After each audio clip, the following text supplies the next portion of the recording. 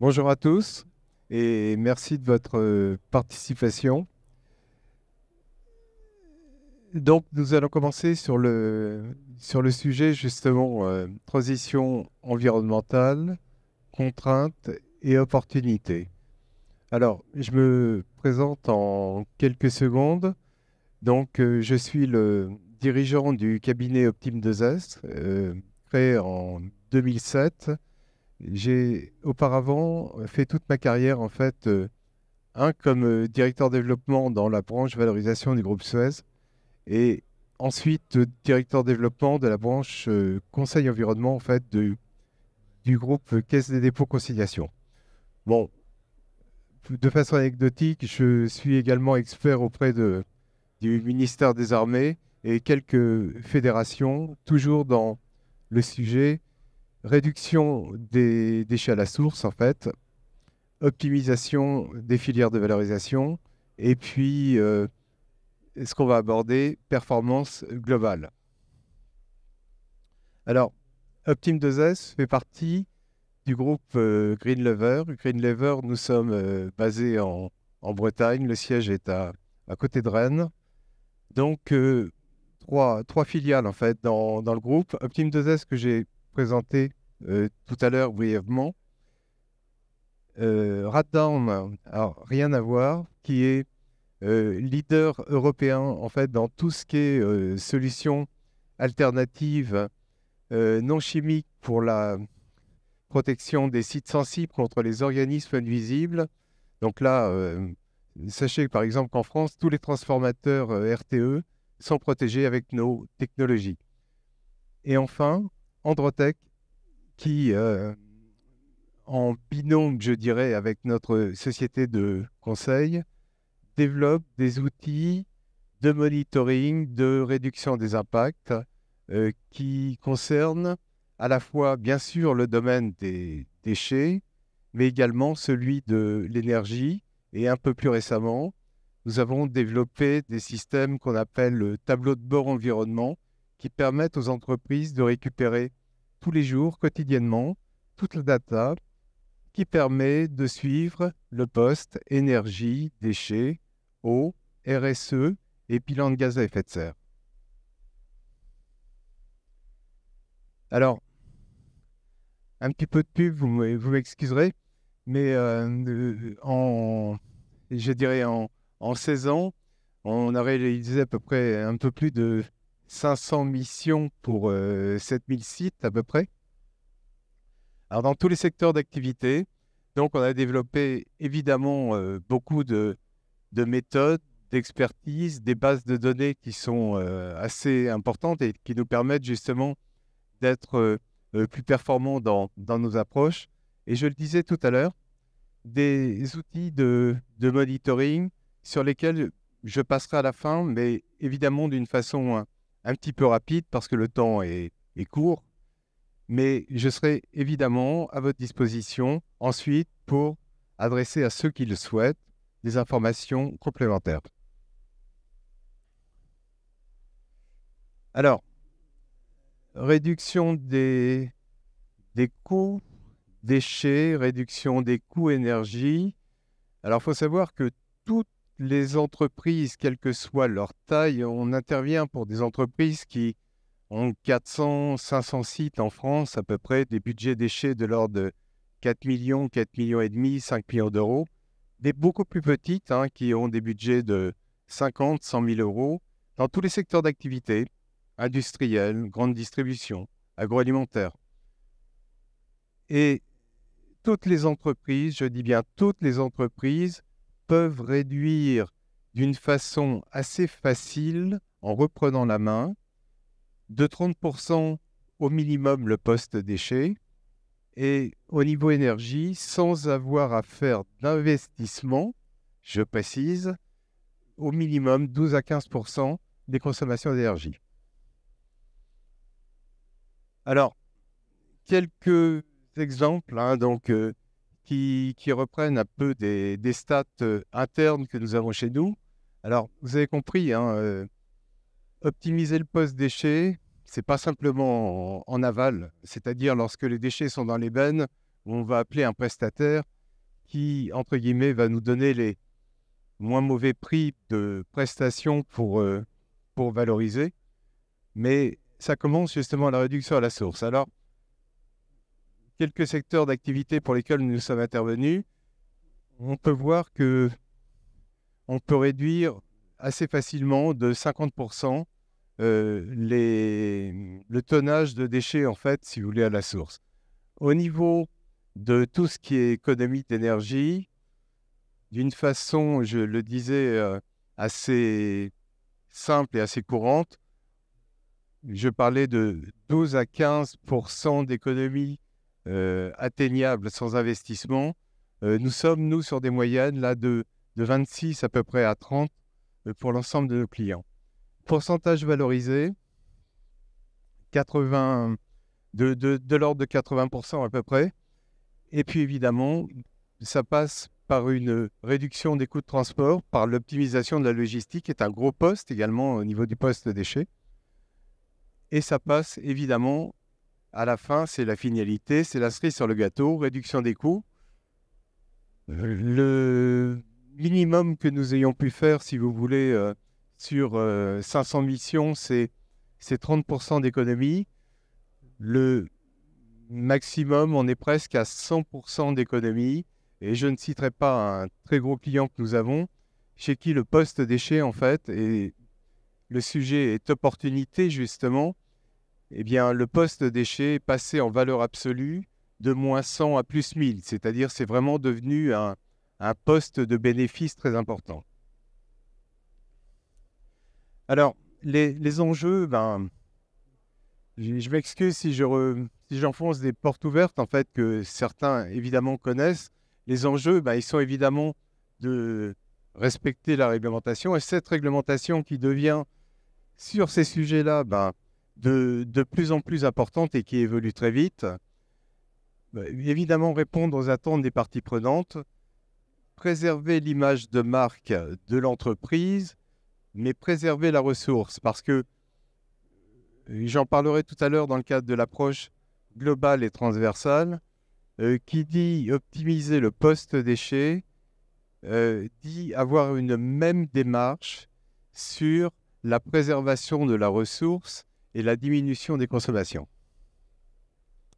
Évidemment, réduire et limiter l'impact environnemental et rechercher l'impact global. Alors, on voit ici en fait un petit, je dirais un petit croquis qui ressort souvent en fait, mais qui est tout à fait réel, c'est-à-dire en fin de compte, le coût déchet que chaque entreprise peut constater sur sa facture, c'est en fait qu'une toute petite partie de ce que ça lui coûte vraiment.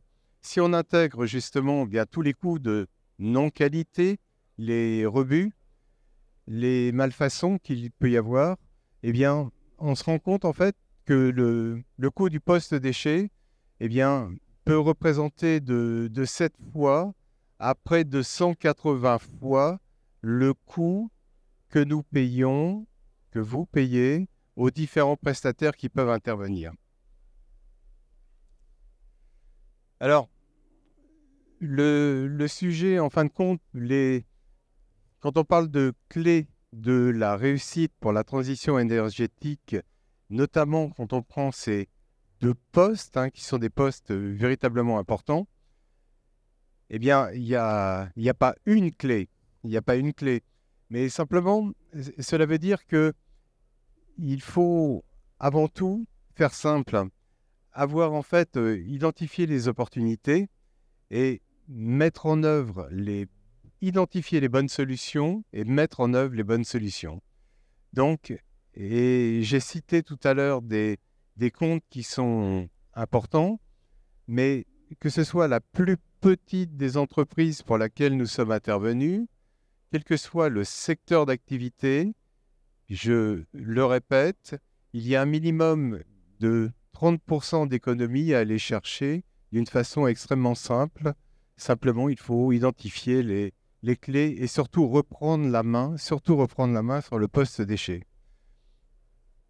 Évidemment, en effet, il y a tout type d'entreprise, tout type de problématiques et également tout type d'ambition et de stratégie, en fin de compte, de la part des chefs d'entreprise. Il y a certains qui ont simplement la volonté de ne pas avoir d'ennui avec je dirais, l'administration en charge des contrôles. Bon, c'est-à-dire en fait un objectif qui est à minima. D'autres, où le poste, en fin de compte, devient un poste préjudiciable, en fin de compte, pour la bonne rentabilité de l'entreprise. Et enfin, d'autres, eh bien, qui veulent se servir justement de tous ces efforts qui sont effectués pour réduire les coûts, mais veulent s'en servir également d'avantages concurrentiels, que ce soit en termes d'image, que ce soit au niveau de leurs concurrents. Et notre rôle, en fait, si vous voulez, c'est d'adapter notre réponse de façon à pouvoir aligner en fin de compte les contraintes de l'entreprise par rapport aux ambitions du chef d'entreprise et utiliser les moyens qui soient internes ou externes de façon à y répondre. Alors, je vais parler de deux écosystèmes. Déjà, l'écosystème général, en fait, dans lequel fonctionne l'ensemble des entreprises, évidemment en France, mais partout, je dirais, dans tous les autres pays européens et de la planète. Bon, le sujet est quand même un sujet véritablement crucial. Aujourd'hui, on sait que en 2023, on consomme 1,8 fois à peu près les ressources de la planète, mais en 2050, c'est-à-dire très, très rapidement, on consommera 3 fois ces ressources. Donc, quand on parle de problème de déchets, moi, je rappelle toujours qu'en fin de compte, on a une dualité en fait avec la réflexion à avoir sur l'utilisation des ressources dans l'entreprise. 2050, évidemment, je dirais, certains prévoient justement qu'on est dans les océans un peu plus de plastique qu'il y aura de poissons. Alors, est-ce que ce sera vrai, est-ce que ce ne sera pas vrai? Ça m'étonnerait que, par contre, nous, on remplace le poisson par le plastique pour le consommer. Et puis, en fait, un chiffre que j'ai souvent en fait, sorti depuis que je m'exprime sur ces problématiques. L'humanité a mis 200 000 ans pour passer, en fin de compte, au milliard d'habitants en 1830. Nous avons atteint ensuite, dans les 150 ans qui ont suivi, c'est-à-dire au milieu des années 60, les 3 milliards d'habitants. Nous sommes à 8 milliards d'habitants aujourd'hui. Nous serons à 10 milliards d'habitants en 2050. Donc, les sujets, en fin de compte, que nous devons intégrer et résoudre au niveau de chaque entreprise, c'est bien, en fin de compte, un sujet qui concerne, en fin de compte, la pérennité et le développement durable de chaque entreprise. C'est avant tout un problème démographique, c'est avant tout un problème de ressources. Évidemment, nous avons un problème de déchets et nous avons un problème de coût, de rentabilité et de préservation, en fin de compte, de nos marchés. Alors, l'écosystème se tend. Faire contre, bien évidemment, tout le monde le sait, c'est impossible. Par contre, le faire sous la contrainte, ce sera compliqué et certainement contre-performant. Donc, quitte à le faire, autant le faire bien. Mais ce que j'aimerais vous montrer dans les quelques minutes qu'il me reste, c'est qu'en fait, il y a une réponse qui est adaptée à chaque ambition d'entreprise, chaque taille d'entreprise, chaque secteur, chaque contrainte. Et c'est assez, si on sort un petit peu des sentiers battus, c'est assez simple de le mettre en œuvre. Alors, on parle beaucoup de réduction des gaz à effet de serre. On parle beaucoup, évidemment, de passage à l'électrique, et puis même si en fin de compte, au niveau planétaire, il n'y a que quelques pays en fait hein, qui font cet effort-là, mais perçu comme une contrainte ou une opportunité en fait, eh bien la réalité, en fait, c'est qu'on va devoir modifier l'ensemble des comportements. Passer à l'électrique, mettre des panneaux solaires. On voit, il y a beaucoup d'acteurs là qui le font et c'est une excellente chose. Mais c'est revoir véritablement la vision en fait de l'entreprise, son fonctionnement, quel que soit, je dirais, le secteur d'activité qui sera nécessaire. Donc, je parlais tout à l'heure de méthodes classiques et un peu scolaires, c'est-à-dire que tous les institutionnels, toutes j'allais dire les acteurs qui représentent l'État et qui veulent accompagner les entreprises dans le sens du mieux, eh bien, c'est très bien ce qu'ils font. Parce qu'ils apportent des financements, ils apportent des moyens, il y a des informations également qui sont utiles, ça participe à la prise de conscience. Par contre, on donne l'impression aux dirigeants d'entreprise, aux cadres de ces entreprises que eh bien, les choses sont un peu verticales en fait. Que les choses sont un peu verticales et qu'on va avoir un outil pour résoudre telle problématique, un autre, un petit peu en fait comme si une entreprise était un Rubik's Cube en fait, si vous voulez, où chaque élément serait indépendant. Alors, je vais maintenant rentrer dans le concret. Après, je m'en excuse si j'étais un petit peu long dans cette introduction, en fait. C'est-à-dire que pour véritablement aller au bout, parce que c'est ça qui compte, en fait, hein, c'est pas les théories ou les grands discours. Déjà, le niveau 1 qui va concerner, en fait, toutes les entreprises, c'est il faut optimiser ce qui peut l'être immédiatement. Pourquoi? Parce que on va réduire les coûts. Donc ça peut être fait dans les 2, 3, 4, 5, 6 mois qui suivent. Et puis là, on va utiliser, j'allais dire, des approches assez simples qui vont être des approches verticales.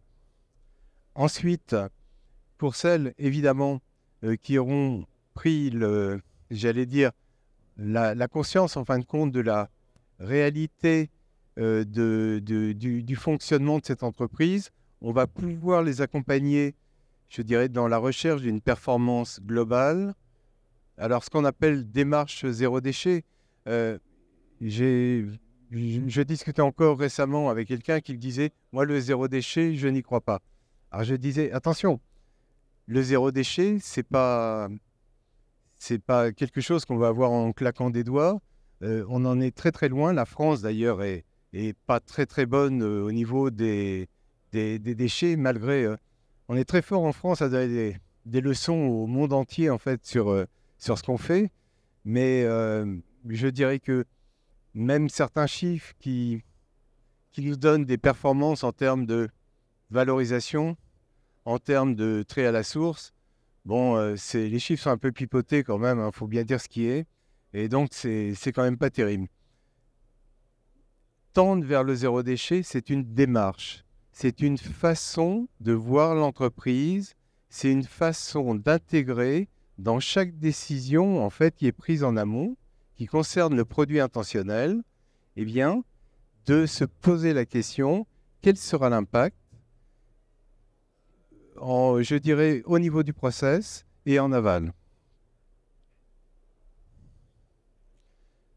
Alors, un petit schéma qui veut représenter en fait toutes les entreprises, la réalité de chaque entreprise en fait. C'est-à-dire que ce soit une entreprise de logistique, d'agroalimentaire, d'électronique, que l'on soit dans dans la distribution, eh bien, à chaque fois, en fait, si on a un process qui est plus ou moins compliqué, où il y a plus ou moins de personnel, plus ou moins de moyens techniques, pour faire fonctionner ce process, on va avoir à la fois des matières premières, de l'énergie qui vont rentrer dedans, et évidemment, si on prend les statuts de l'entreprise, son objet social, eh bien, l'entreprise n'existe pas, bien évidemment, pour gérer du déchet. Elle est obligée de le faire, mais elle n'a pas été créée pour ça.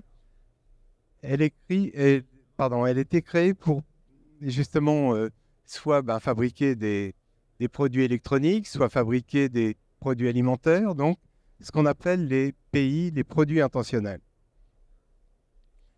Par contre, tout au long du process, de l'entrée en fait dans le process des matières premières, de l'énergie, tout au long des chaînes, eh bien, nous allons avoir des produits non intentionnels qui vont représenter en fait des risques.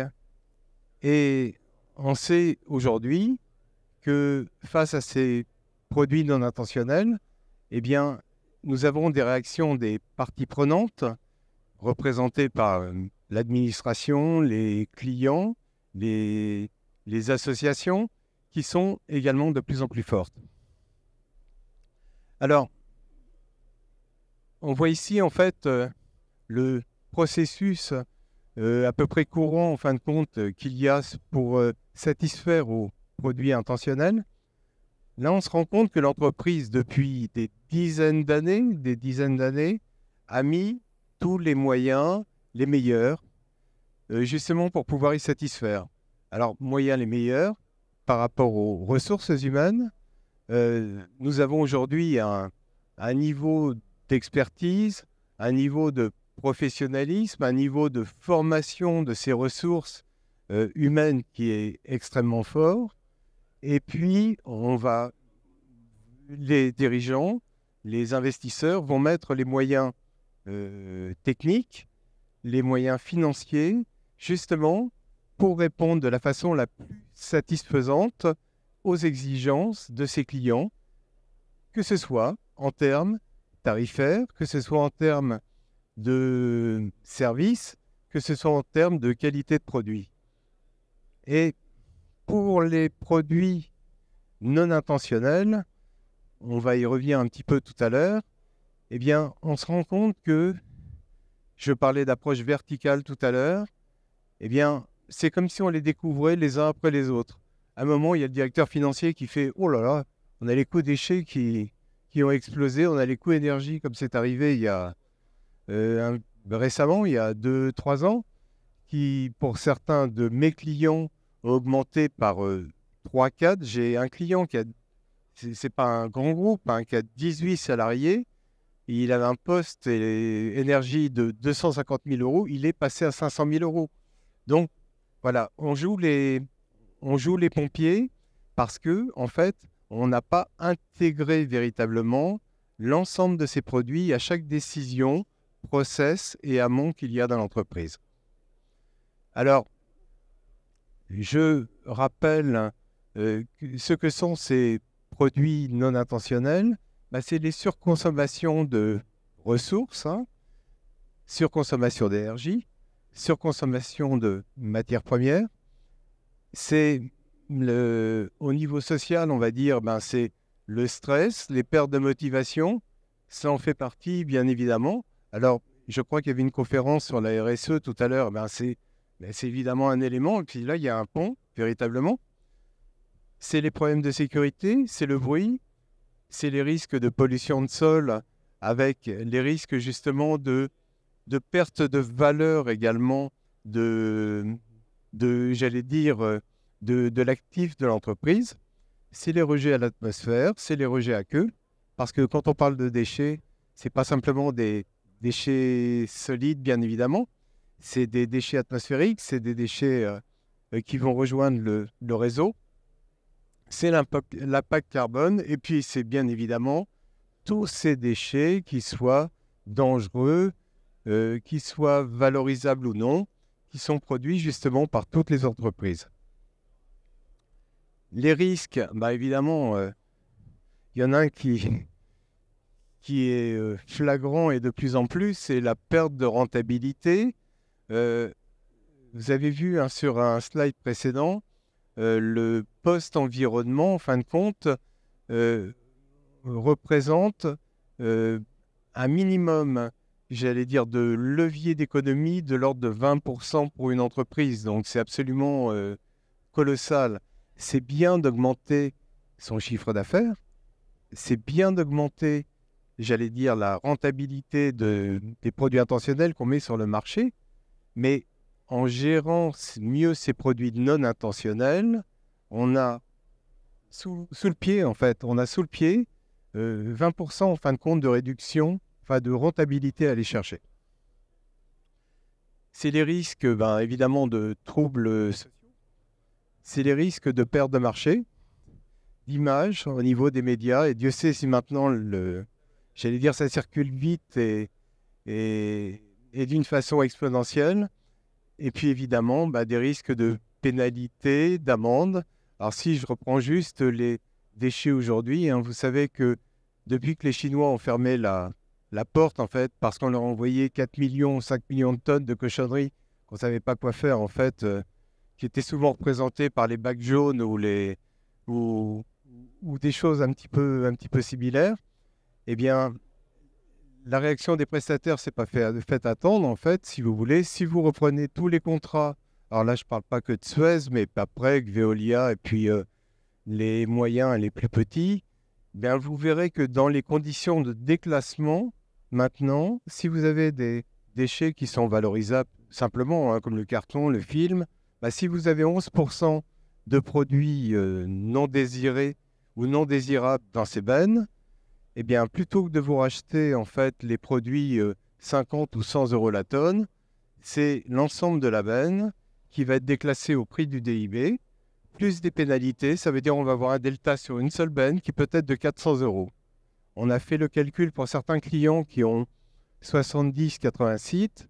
L'impact, si vous voulez, juste de cette condition contractuelle est représenté 400 à 500 000 euros par an, si vous voulez, sur un seul poste, en fait.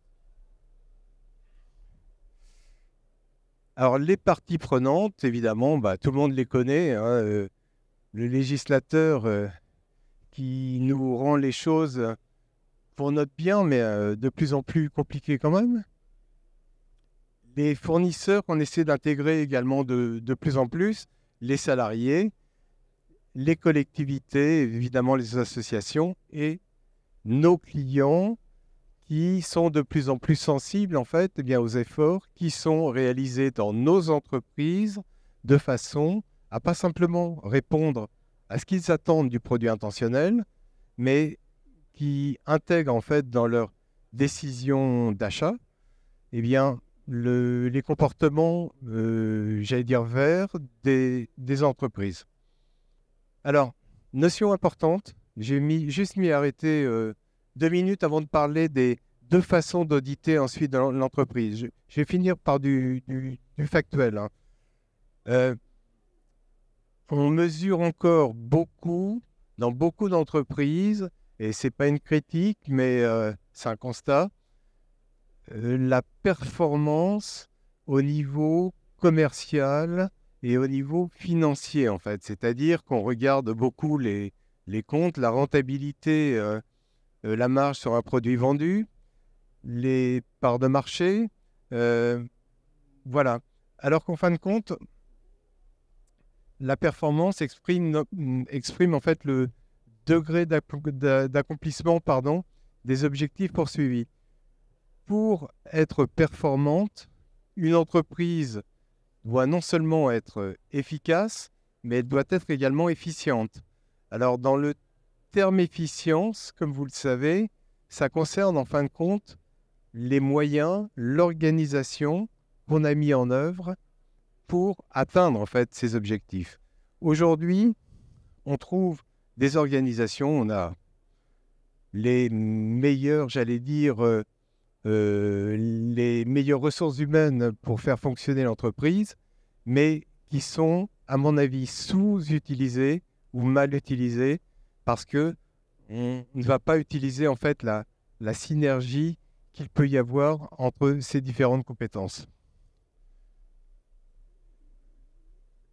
La performance globale, en fait, doit intégrer, c'est en fait le niveau de résultat par rapport aux efforts engagés et aux ressources utilisées et consommées.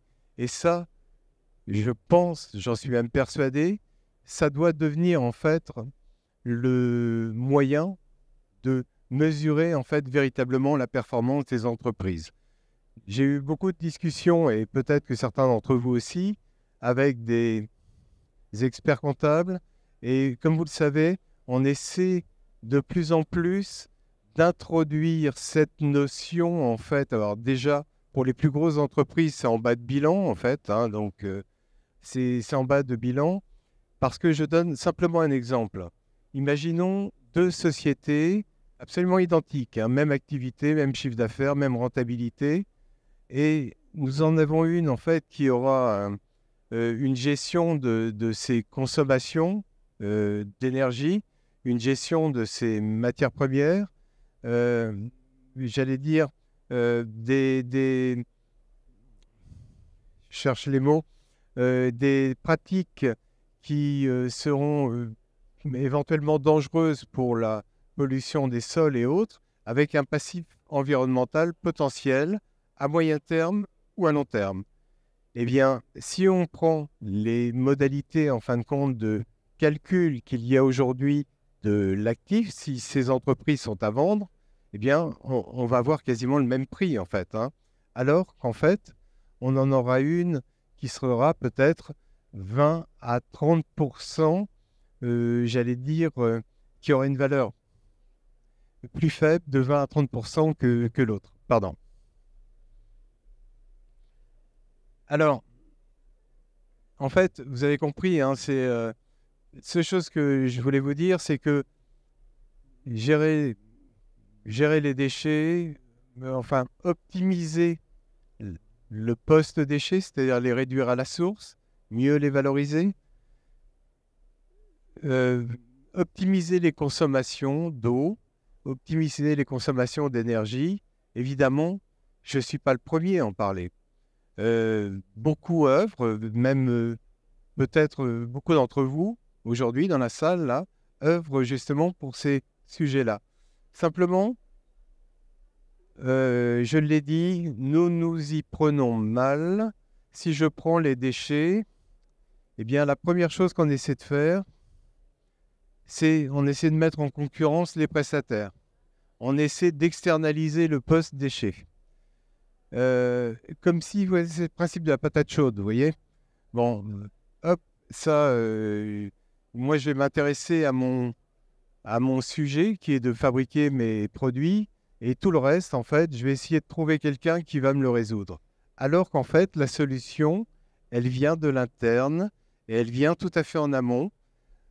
Si l'on intègre, comme c'est le cas justement dans le cadre des modes de management qu'on appelle le Lean Manufacturing et le Lean on Green, en fait, eh bien, c'est des sujets qu'on prend tout à fait en amont, avant que les produits rentrent dans l'entreprise, avant qu'on ait imaginé justement leur conception et le mode de fabrication sur toute la chaîne.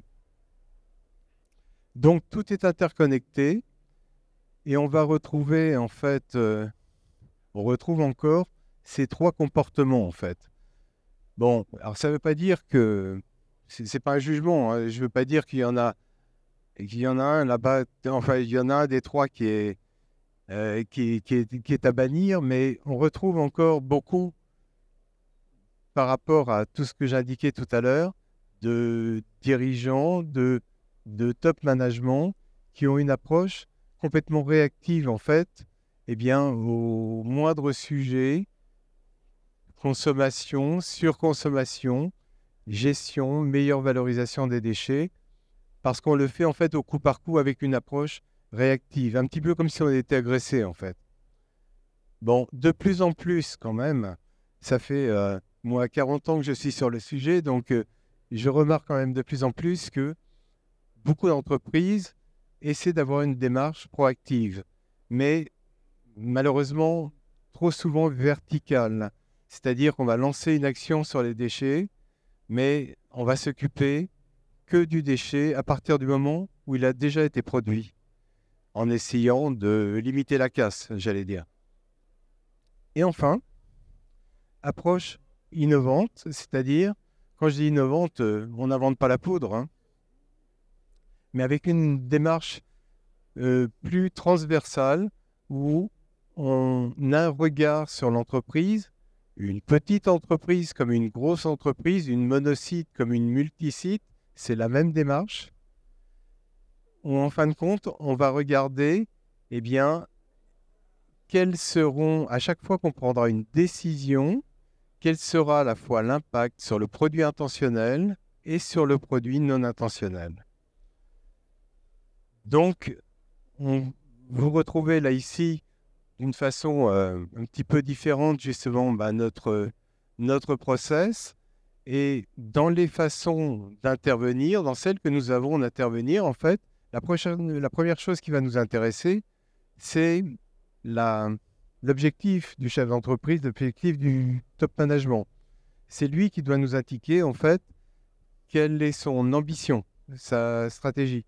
Parce que certains vont pouvoir avoir une ambition assez réduite, et ce n'est pas pour cette raison qu'on va, en fait, refuser de travailler pour eux. Mais ça, c'est un sujet qui est extrêmement important à savoir. À partir de là, eh bien, on va justement adapter notre façon d'auditer, parce que l'audit, comme vous le savez, c'est la première étape. Auditer, en fait, j'ai dû le dire 250 fois. C'est un des seuls mots latins que je connais. Alors, ça vient de auditore, ça veut dire écouter, regarder. Et en fait, quand vous parlez avec quelqu'un qui vous dit voilà, moi, mon ambition, je veux aller là de telle façon, en tant de temps. Et puis, bien, nous, notre rôle, c'est de regarder justement quel est d'abord l'état des lieux. Alors, il y a une partie documentaire, il y a une partie évidemment qui va toucher l'organisation, les ressources, les moyens. Et puis, eh bien, pouvoir lui donner la meilleure réponse. J'ai employé le terme faire simple tout à l'heure, en fait, hein, pour dire, si vous voulez aller là, avec la situation dans laquelle nous sommes, eh bien, le meilleur parcours, ce sera de faire ça, ça et ça. Évidemment, nous allons avoir des chefs d'entreprise, des dirigeants, des top management qui vont avoir des ambitions plus grandes. Donc là, en fait, on va définir un plan de route sur lequel nous aurons à la fois des actions immédiates, court terme, des actions immédiates court terme, moyen terme et long terme. Donc, avant de parler des deux méthodologies d'audit, eh bien, d'abord avoir une vision 360, reprendre la main, surtout reprendre la main. Combien d'entreprises je connais où, en fin de compte, c'est la direction achat seule. Alors, les directions achats ont des compétences extrêmement fortes dans des tas de domaines d'activité, mais vous avez, en fait, si nous avons une organisation qui a 400 ou 300 sites, eh bien, la direction achat redemande sur chaque site combien il y a de bennes, combien il y a de compacteurs, et puis lance un appel d'offres en demandant à chaque prestataire combien vous faites pour le compacteur, combien vous faites pour la benne, combien vous faites pour la rotation, combien vous faites pour le poste. Bon, on va peut-être réduire de 4-5%, pas plus. Les coûts du poste déchet, on ne va rien résoudre. Et surtout, on va reporter le problème. Aligner justement l'organisation et bien sûr la vision en fin de compte et les objectifs du dirigeant, et en prenant en compte justement l'ensemble des impacts, mais véritablement tout en amont. Donc, ce qui compte en fait, eh bien, c'est adapter la stratégie, le plan de route. Je le répète pour la dernière fois, j'espère, pour vous. En fait, chacun sa route, j'allais dire chacun son chemin. Et puis, nous, notre rôle, c'est de d'accompagner, en fait, mais d'accompagner en regardant justement ce qui sera nécessaire pour boucher ce que j'appelle les trous qui sont dans la raquette.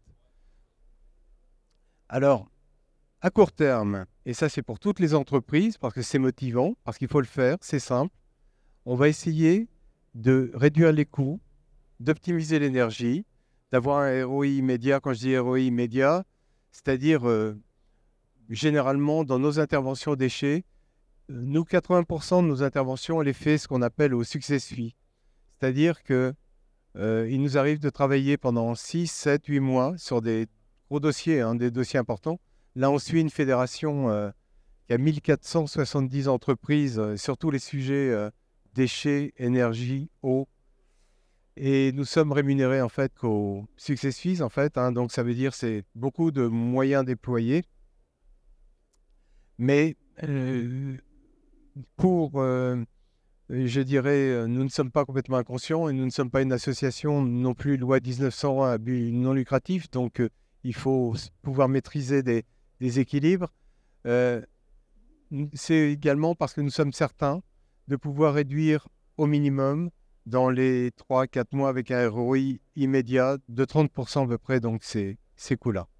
Et enfin, moyen terme, utiliser des techniques, et je vais en parler très brièvement, qu'on intègre de plus en plus, qui sont l'utilisation d'outils du Lean Management pour en fait avoir cette démarche transversale. Chacun sa route, chacun son chemin, j'ai déjà dit tout à l'heure, mais ma petite fille me dit toujours que je répète les choses 3 fois, donc ça fait que 2, je répéterai peut-être une 3e fois, je ne sais pas. Donc, alors comment avancer? Eh bien, alors d'abord, prendre conscience véritablement, c'est la première chose, c'est-à-dire que il y a toutes les ressources dans l'entreprise, parce que nous, on s'appuie de plus en plus, en fait, pour faire du transfert de compétences au niveau des ressources qui sont internes, faire, alors le terme est très à la mode aujourd'hui, ce qu'on appelle du coaching, apporter des outils, suivre un petit peu ce qui est mis en œuvre. Mais aujourd'hui, beaucoup de choses, en fait, peuvent être faites très, très facilement par les ressources qu'il y a dans les entreprises. Évidemment, faire un bon audit. On fait des audits surtout, ça peut être des audits comptables ou quoi que ce soit. Écoutez, regardez, tout le monde peut le faire, mais j'allais dire qu'il faut véritablement arriver à tirer la très bonne cartographie qui nous servira en fait eh bien, à décider des meilleurs, non seulement des meilleures décisions, hypothèses à mettre en œuvre, mais également de la priorisation dans lesquelles nous les mettrons en œuvre. Fixer des objectifs et un plan de route qui permettra d'aller step by step. Parce que une entreprise, qu'elle ait 10 personnes, qu'elle ait 5000 personnes, on sait qu'il y a toujours un frein qui est lié justement à j'allais dire, l'attitude face au changement. Il faut que tout le monde adhère. Donc, des clés de succès immédiates qu'on va pouvoir justement présenter d'une façon assez régulière, avec des outils de monitoring d'ailleurs également, qui vont permettre de voir que avec telles actions, nous avons déjà réduit de 5-6%, en fin de compte, les consommations à tel niveau, les rebuts, les non-conformités, le coût déchet, par exemple, de 25%, communiquer là-dessus, vont servir, en fait, vont être le moteur de ce qui va nous permettre d'avancer ensemble beaucoup plus loin. Donc, obtenir des résultats pour motiver et financer surtout. C'est-à-dire que nous avons beaucoup d'entreprises chez qui, évidemment, je l'ai dit multiple fois, minimum, je veux dire 30 à 40% les coûts sont réduits dans les 6 mois. Mais s'il y a une motivation du chef d'entreprise qui est d'aller plus loin, qui est de modifier des process, je cite un exemple. Un pont entre l'énergie et le déchet. J'arrive à réduire mes coûts déchets de 30% parce qu'il y a une biscuiterie, entre autres, pour laquelle nous avons travaillé, qui, dans ces déchets, on avait, je ne sais plus, ce n'était pas un très gros site, on avait 2500 tonnes de déchets peut-être. On avait 1000 tonnes qui étaient en fait des genres de brownies, là, vous savez, qui certains étaient trop cuits, d'autres étaient mal emballés, d'autres n'étaient pas assez cuits, en fait, etc. Et tout ça, ça représentait déjà pratiquement la moitié du post-déchet. Alors, évidemment, on a réfléchi tout de suite pour on ait justement des espèces sonnantes et trébuchantes, comment on pouvait valoriser au mieux ces produits qui coûtaient déjà assez cher, mais qui avaient déjà coûté très cher en termes d'énergie, en termes de fabrication, en termes de ressources humaines, eh bien pour les fabriquer et les jeter. Et en fait, on s'est rendu compte que les erreurs venaient d'une machine alors qui coûtait pratiquement plus rien dans l'entreprise parce qu'elle était amortie depuis 15 ou 20 ans et continue à fonctionner. Mais en début de ligne, en fin de ligne, sur la chaîne d'emballage, on avait des problématiques. On surconsommait de l'énergie. Et en fait, on a vu qu'il y avait justement, eh bien, on a dégagé des ressources financières pour changer la machine. On a réduit les consommations énergétiques et on a évidemment réduit les rebuts qu'il y avait. Vous voyez, tout est interconnecté. Alors, évidemment, ça passe par la première chose et je crois que c'est ce qu'on, dans nos métiers, et je fais mon mea culpa aussi, hein, je l'ai fait quand j'étais un petit peu plus jeune, on n'écoute pas assez. On n'écoute pas assez les dirigeants, on n'écoute pas assez les équipes qui sont en place, on n'écoute pas assez ceux qui sont au quotidien dans chaque entreprise, qui sont en fait, si vous voulez, une mine d'or avec des tas de leviers de constatation qui permettent en fin de compte de faire avancer la machine un peu plus vite, un peu plus loin. Évidemment, bien, nous, on s'est organisé pour avoir des expertises pluridisciplinaires, mais pour les raisons que j'indiquais tout à l'heure, pas simplement pour faire bien dans la vitrine, si vous voulez. Et dans les 20 ans à peu près presque 20 ans qu'on a eu, et bien évidemment, toute cette data, on la garde, ce qui fait que, par exemple, si je cite les déchets sur 1200 prestataires à peu près, on a l'ensemble des conditions pratiquement commune par commune, des conditions, des sites de traitement qui existent ou pas. Mais à côté de cela, on a également développé des filières qu'on appelle de valorisation industrielle, c'est-à-dire qu'on a essayé d'identifier 4500 industriels en France, certains pour des produits alimentaires, d'autres pour des produits qui vont toucher des plastiques, par exemple, qui peuvent réutiliser en fin de compte les produits. Donc la data est super importante. Des méthodologies évolutives, je vais vous en présenter deux tout à l'heure. Et puis, en fait, des modes d'accompagnement qui seront sur mesure. Je vous ai indiqué que déjà, nous, on était dans un mode win-win. C'est-à-dire que plutôt que de dire à une société, écoutez, on va vous réduire votre post-déchet, mais déjà, il faut mettre un billet de 50K sur la table. Dit, nous, on prend le risque à travailler pour vous pendant 3 mois, 4 mois. Et puis, bien, si on économise 100K, eh bien, on partagera une partie de cette économie, on en prendra une lorsque ce sera réalisé. Mais on travaille également sur d'autres formes d'accompagnement dans le cadre de la formation, du coaching, du transfert de compétences. Les outils de monitoring que nous avons mis en place, nous les mettons à disposition chez nos clients et on essaie de faire en sorte en fait que ce soit véritablement appréhendé par les ressources qui, elles, assureront en fin de compte la pérennité de ces organisations. Alors, j'ai peut-être été un peu loin, je suis désolé hein, pour vous. Je vais faire court maintenant. Lorsqu'on est dans une démarche classique, alors qui puisse toucher le déchet ou l'énergie, je parlais d'aller chercher des économies assez rapides.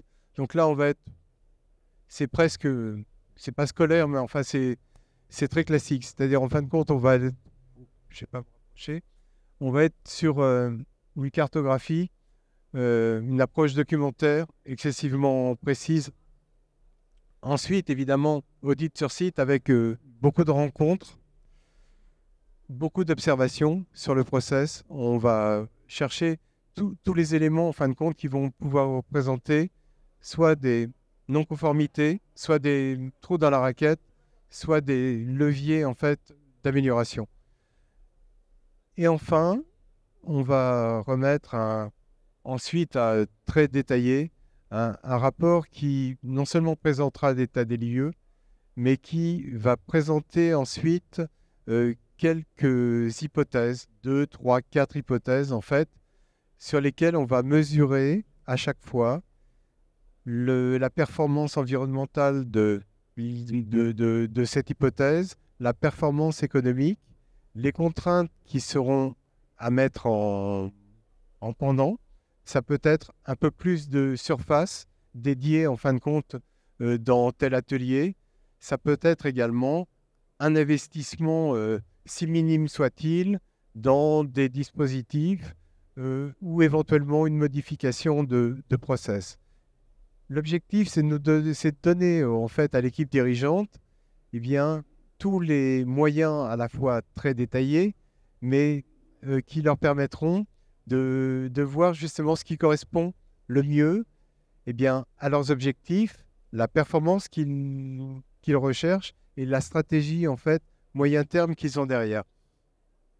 Alors ensuite, évidemment, lorsque l'équipe dirigeante a choisi, eh bien, on va s'occuper de la mise en œuvre en fait, c'est-à-dire en fin de compte, réaliser s'il le faut des cahiers des charges, faire un sourcing au niveau d'industriels, au niveau de prestataires éventuels, de filières, qui seront les meilleurs là-dessus.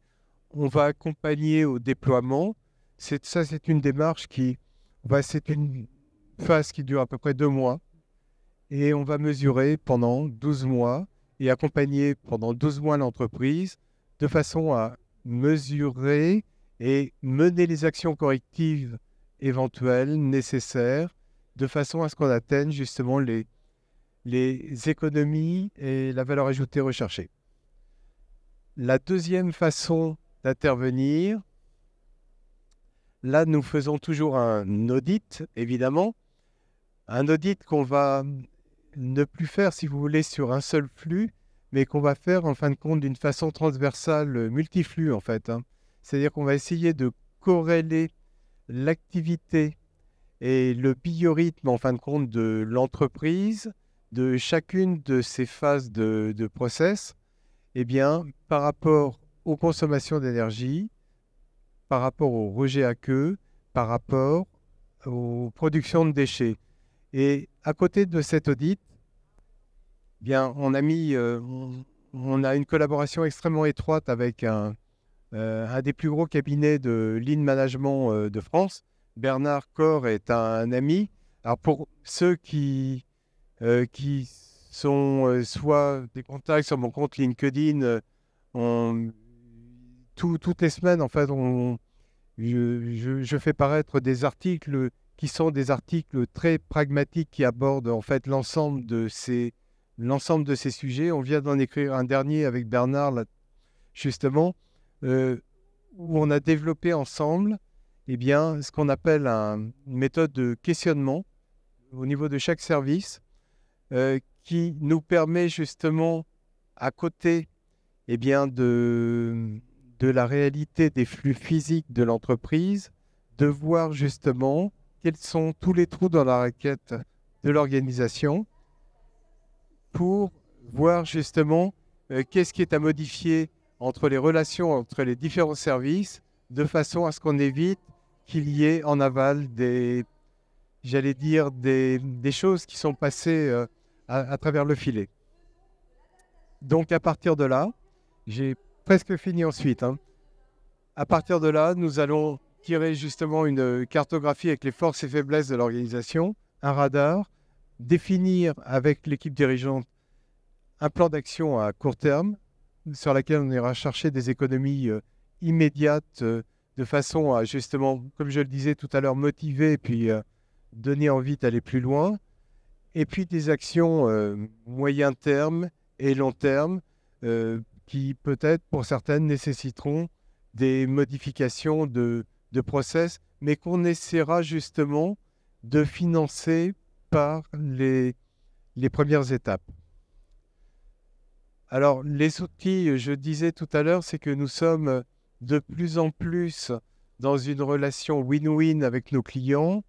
Et moi, je parlais justement tout à l'heure de la qualité des ressources. Alors, des cabinets conseils, je ne sais pas si on est des bons, des très bons, ou des moins bons, ou des pas bons. Enfin, j'espère qu'on est des bons quand même. Mais dans les entreprises, il y a énormément de ressources qui sont, je le disais, peu ou mal utilisées parce qu'elles sont en fait canalisées dans leur cœur d'expertise en fait et en fait on ne se préoccupe pas tellement de ce qui se passe et comment ça se passe dans le service à côté. Donc nous on essaie véritablement de s'appuyer là-dessus, de fournir des outils. Alors donc on a développé en ce qui nous concerne là, quatre outils actuellement, hein, et puis de trouver des modes d'accompagnement qui permettent justement de faire monter non seulement l'organisation, mais de faire monter tout le monde en puissance. Voilà, donc alors, dernier slide, je vais vous libérer. Vous êtes courageux quand même, hein, parce que je vois il y a quelques personnes qui sont parties, mais pas beaucoup. Donc, je l'ai dit plusieurs fois, donc je vais aller très vite. Alors, je ne sais pas si vous avez vu le film Pirate avec Johnny Depp, mais alors, moi, il y a une phrase que j'ai beaucoup aimé dans ce film, bon, qui est pas un film très, très, très sérieux. C'est le problème n'est pas le problème, mais c'est notre attitude face au problème, en fait. C'est-à-dire que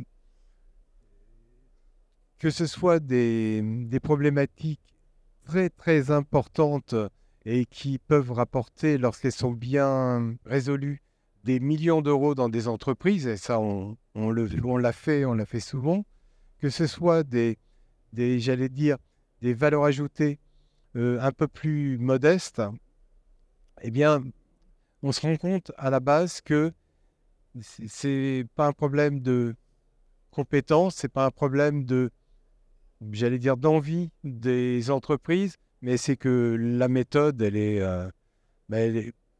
c'est triste à dire, mais elle est vraiment pas bonne, quoi. Et donc, on utilise mal ce que nous avons, en fait, à l'intérieur de nos entreprises. Donc, première étape, réduction des tonnages, réduction des coûts, et puis on essaie de mettre en place des indicateurs, nous, au niveau du déchet, au niveau de l'énergie. C'est pas on essaie, on les met en place. Dans Optime Compass, c'est ce qu'on suit tous les matins, en fait. C'est-à-dire un ratio, par exemple, tonnage déchets ou coût déchets par rapport au chiffre d'affaires, par rapport au nombre de pièces sorties. Vous voyez ce que je veux dire? Avoir vraiment des choses qui sont extrêmement factuelles. Ensuite, action à moyen terme. Et puis derrière, l'objectif, c'est véritablement, alors il ne s'agit pas de révolutionner le fonctionnement de l'entreprise, hein, bon, mais simplement trouver les axes d'amélioration, quels sont les trous dans la raquette, pour faire en sorte que chaque service travaille un peu mieux avec l'autre pour que une décision prise en amont, eh bien, on a bien pris en compte tous les produits non intentionnels que nous retrouverons en aval. Et voilà, je vais vous laisser. Alors, j'ai passé tellement de temps à vous présenter les quelques slides. Alors, ça laisse peu de temps aux questions. Alors, s'il y a des questions, évidemment, j'y répondrai. Pour ceux qui souhaiteraient avoir des informations, j'allais dire plus techniques, enfin plus pragmatiques, en fait, techniques ou sur des sujets précis, ce sera avec plaisir que je me tiendrai à votre disposition pour y répondre. Voilà. Merci beaucoup.